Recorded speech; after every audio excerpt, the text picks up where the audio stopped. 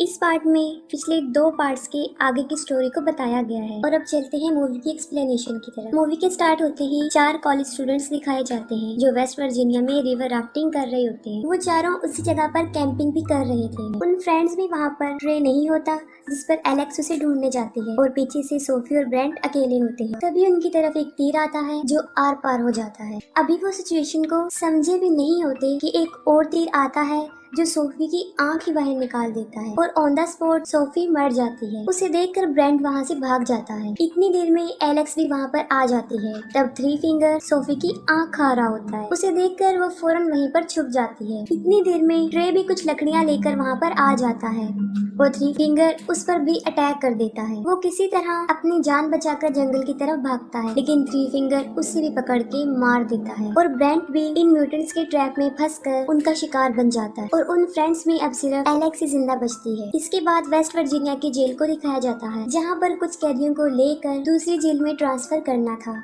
और ये जिम्मेदारी 3 पुलिस ऑफिसर्स को दी गई थी। वो टोटल कैदी 5 थे जिनमें एक था जेविस जो माफिया ऑर्गेनाइजेशन का हेड था और ये सब कुछ उसी के लिए हो रहा था। उनका ट्रांसफर 2 हफ्ते बाद होना था, लेकिन पुलिस को ये पता चलता है कि जेविस के आदमी रास्ते में बस को हाईजैक कर सकते हैं और वो जेविस को छुड़वा कर ले जाएंगे और यही वजह है कि उन्होंने इमरजेंसी ट्रांसफर प्लान किया और साथ में अपना रूट भी चेंज कर दिया और उनका नया रूट वो खतरनाक वे था, यानी पेपर मिल रोड। वो सब कैदियों को बस में बिठाकर वहाँ से चल पड़ते हैं। रास्ते में वो एक पुलिस स्टेशन पर स्टॉप करते हैं और वहाँ पर उन्हें शेरिफ कार और डेप्यूटी लेन मिलते हैं और वहीं हमें 3 डोस भी दिखाया जाता है जो थ्री फिंगर का नेफ्यू है और ये वही है जो पिछले पार्ट में लास्ट सीन में एक छोटा बच्चा होता है जिसे थ्री फिंगर फीड कर रहा होता है और अभी भी वो इतना बड़ा नहीं हुआ होता, लेकिन फिर भी वो ट्रैप सेटअप कर रहा होता है, लेकिन वो खुद ही ट्रैप में फंस जाता है। तब थ्री फिंगर आकर उसकी हेल्प करता है और फिर वो दोनों मिलकर उस सेटअप को बिल्कुल सेट करके वहाँ से चले जाते हैं। दूसरी तरफ वो सब पुलिस स्टेशन में कुछ देर रेस्ट करने के बाद अपनी जर्नी पर चल पड़ते। पेपर मिल रोड पर चढ़ते ही एक ट्रक उनका पीछा करने लग जाता है और वो थ्री फिंगर होता है। वो ट्रक के टायर में रेजर वायर फंसाकर उसे पंक्चर कर देता है जिससे वो बस कंट्रोल से बाहर हो जाती है और रोड से नीचे गिर जाती है। थ्री फिंगर ट्रक से उतरकर उन्हें देखने जाता है, लेकिन उस वक्त उन पर हमला नहीं करता। पुलिस ऑफिसर ने सब कैदियों को बाहर निकालता है और इसी दौरान मौके का फायदा उठाकर जेविस उससे गन छीन लेता है और तभी पीछे से पुलिस ऑफिसर प्रेस्लो आकर जेविस पर अपनी गन तान देता है, लेकिन इससे पहले कि वो कुछ कर सकता एक चाकू आकर सीधा उसकी गर्दन में घुस जाता है जिससे मौके पर ही उसकी मौत हो जाती है। सारे कैदी समझते हैं कि ये सब कुछ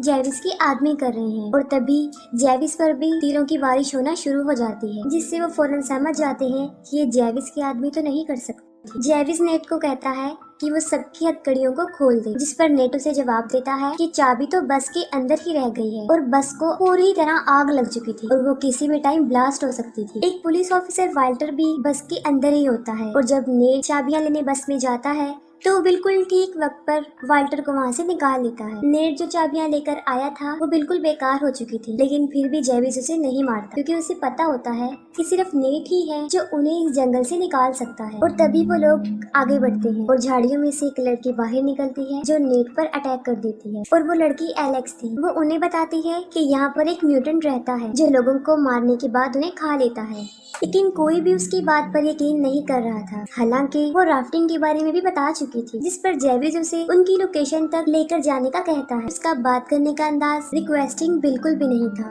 और वो उन्हें वहीं ले जाती है और रास्ते में उन्हें एक बस मिलती है जो बिल्कुल पलटी हुई होती है जो पीछे से लॉक थी। जेविस नेट को उसकी कैब चेक करने के लिए भेजता है और वहाँ पर उसे उसकी चाबी और एक बंदूक मिल जाती है और वो गन वो वाल्टर को दे देता है और जब वो वैन को चेक करते हैं तो वो देखते हैं कि वो पैसों से भरी हुई है। इतने पैसे देखकर वो सब हैरान हो जाते हैं और जेविस उन्हें 2-2 बैग उठाकर वहाँ से जाने को कहता है और सब लोग 2 बैग उठा लेते हैं, लेकिन वेल्टर जख्मी था और वो बैग उठा नहीं सकता था, जिस पर जेविस उसे जबरदस्ती बैग उठाने के लिए कहता है और मौका देखकर वेल्टर जेविस को शूट करने लगता है, लेकिन बदकिस्मती से उसमें गोलियां नहीं होती। लेकिन इस बात के लिए जेविस उसे माफी नहीं देता, वो सीधा उसके सर में गोली मार देता। इस पर नेट कुछ भी नहीं कर सकता था क्योंकि वो मजबूर था। फिर जेविस सबको आगे बढ़ने को कहता है और सबसे आगे एलेक्स होती है क्योंकि वही उन सबको रास्ता बता रही थी। चलते हुए उसका पाँव एक ट्रैप पर आ जाता है लेकिन नेट जल्दी से उसे बचा लेता है और वो ट्रैप वही था जो 3 डोज ने सेटअप किया था और वो वहीं ही छुप कर बैठा हुआ था। तभी वही निकल कर बाहर आ जाता है और उन पर अटैक कर देता है,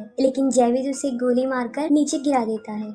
एलेक्स उन्हें बताती है कि ये वो म्यूटेंट नहीं है। जिस पर जेविस को एक आइडिया आता है और वो 3 फिंगर के लिए कोई क्लू छोड़कर आगे बढ़ता है। और जब 3 फिंगर वहाँ पर पहुँचता है तो उसे 3 डोज का सर एक लकड़ी पर रखा हुआ मिलता है, जिसे देखकर वो पागल हो जाता है। यानी अब पहले से भी ज्यादा वो अपने होश खो बैठा था। आगे बढ़ते हुए उन्हें कोई चीज लटकी हुई नजर आती है, जिसे जेविस पकड़ लेता है, जिस पर विली फौरन समझ जाता है कि ये उनके लिए बिछाया गया एक ट्रैप है और वो जेविस को आगे धकेलकर उसे बचा लेता है, जिसकी उसे बहुत भारी कीमत अदा करनी पड़ती है। वो अपनी ही जान से हाथ धो बैठता है और जेविस उसे उसकी जान बचाने का बदला ये देता है कि वो उसकी टांगे ही काट देता है, क्योंकि ऐसा करने से विली उनके चिन्ह से अलग हो जाता है और वो आसानी से आगे बढ़ जाते हैं। दूसरी तरफ पुलिस स्टेशन में डिप्यूटी लेन को 2 दिन पहले मिसिंग हुए 4 स्टूडेंट्स की लीड मिल जाती है और शेरिफ के पास नेट की अभी कोई कॉल भी नहीं आई थी, जिससे वो काफी फिक्रमंद होता है। वो सोचता है कि शायद उनकी बस को किसी ने हाईजैक कर लिया है और वो उन लोगों को ढूंढने जाता है और लेन उन कॉलेज स्टूडेंट्स को ढूंढने जाती है। दूसरी तरफ वो सब एक पुराने केबिन में पहुंच जाते हैं, जहाँ पर कुछ टूल्स उन्हें मिलते हैं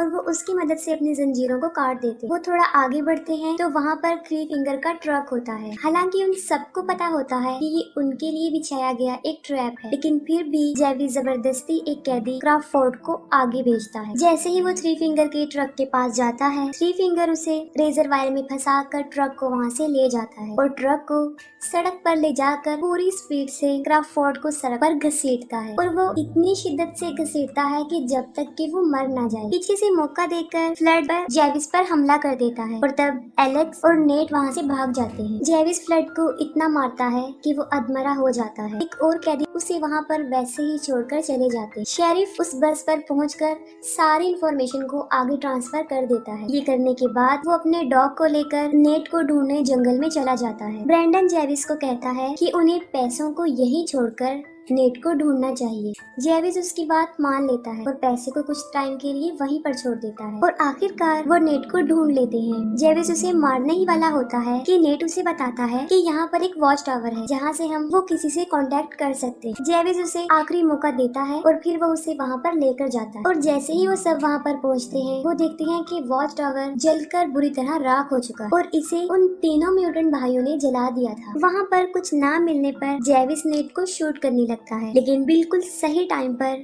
शेरिफ का डॉग उसे पकड़ लेता है। शेरिफ खुद भी ठीक वक्त पर वहाँ पर पहुँच जाता है और उन्हें वहाँ से ले जाता है, लेकिन तभी 3 फिंगर रक्त पर बैठा हुआ एक बाला नीचे फेंकता है, जो सीधा शेरिफ के मुंह में घुस जाता है और आर पार हो जाता है, जिससे फौरन जेविस शेरिफ की गन को छीन लेता है और नेट को फिर से गन पॉइंट पर लाकर उसे ऑर्डर देता है और फिर वो अपना सारा पैसा लेने के लिए वापस जाता है। लेकिन फ्लड सारा कैश लेकर वहाँ से भाग रहा होता है और तभी जेविस को उसकी आवाज आ जाती है और वो फ्लड की तरफ बढ़ता है, लेकिन इससे पहले ही 3 फिंगर मोलोटोव फेंक कर फ्लड को जला देता है और उसके साथ सारे पैसे भी जल जाते हैं। वो सब वहाँ से भागने की कोशिश करते हैं, लेकिन फिर से 3 फिंगर का ट्रक उनके सामने आ जाता है और इस मर्तबा जेविस एलेक्स को उस ट्रक के सामने फेंक देता है और वो एलेक्स को लेकर ही वहाँ से चला जाता है। नेट उसे बचाने के लिए जाने लगता है, लेकिन जेविस उसे पकड़ लेता है और अभी उसे शूट करने ही वाला होता है। ब्रैंडन उसे मारकर बेहोश कर देता है और वो दोनों उसे वहीं पर छोड़कर अपने अपने रास्ते पर चल पड़ते हैं। 3 फिंगर एलेक्स को लेकर अपने घर में जाकर बांध देता है और वहीं पर हमें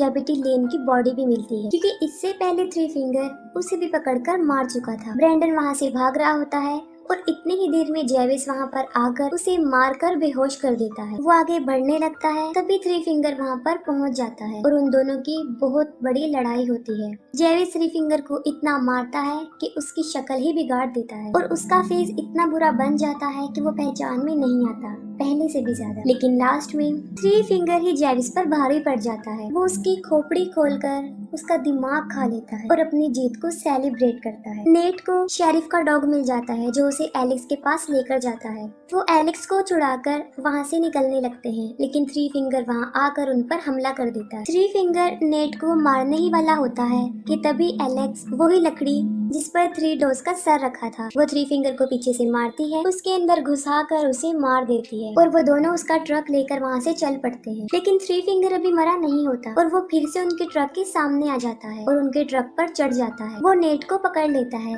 जिससे उनका ट्रक बेकाबू हो जाता है और वो सीधा जाकर दरख्त पर लगता है और ट्रक में आग लग जाती है। और इतनी ही देर में ब्रैंडन भी वहाँ पर पहुँच जाता है और उन दोनों को ट्रक से बाहर निकाल लेता है। लेकिन थ्री फिंगर इतनी आसानी से तो उनकी जान बख्शने वाला नहीं था और वो फिर से नेट को पकड़ लेता है। लेकिन इस मर्तबा नेट उसी का टूल पकड़ के उसमें घुसा देता है और उसे स्ट्रॉन्ग करने के लिए वो उसे ट्रक पर भी दे मारता है और फौरन ट्रक ब्लास्ट हो जाता है और उसके साथ ही थ्री फिंगर भी जल जाता है। नेट ब्रैंडन को आजाद कर देता है और उसे वहाँ से जाने देता है। कुछ देर बाद उनकी पूरी फौज वहाँ पर पहुँच जाती है और नेट और एलेक्स की जान बच जाती है। लेकिन कुछ दिन बाद नेट पैसों के लालच में दोबारा वहाँ पर आता है, लेकिन कोई पीछे से उसको मार देता है और वो कोई और नहीं ब्रैंडन था, जिस पर बिलीव करके उसने उसे रिहा कर दिया था। ब्रैंडन वो पैसे उठा लेता है, लेकिन तभी एक और म्यूटेंट वहाँ पहुँच जाता है और उसे भी मार देता है और किसी को भी नहीं पता चल सका कि वो म्यूटेंट कौन है और आज तक ये सवाल बनकर ही रहा और इसके साथ ही मूवी एंड हो जाती है।